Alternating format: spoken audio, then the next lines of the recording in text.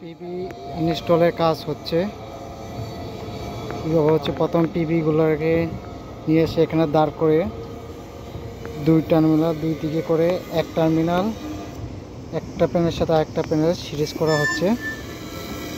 তারপর আবার টার্মিনালটা বের করা হচ্ছে। এরপর ওই পিবিটা নিচের দিকে নামিয়ে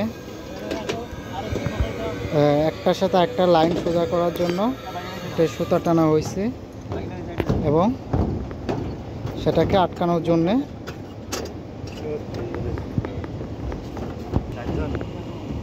ক্ল্যাম্প দিয়ে সাইড ক্ল্যাম্প দিয়ে আটকে প্যানেলটাকে সম্পূর্ণরূপে ফিক্সড করা হচ্ছে, যাতে ঝড় বাতাসে উড়ে না যায়।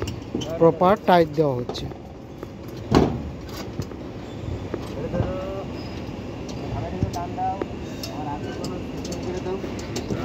সব বনাশ করছে।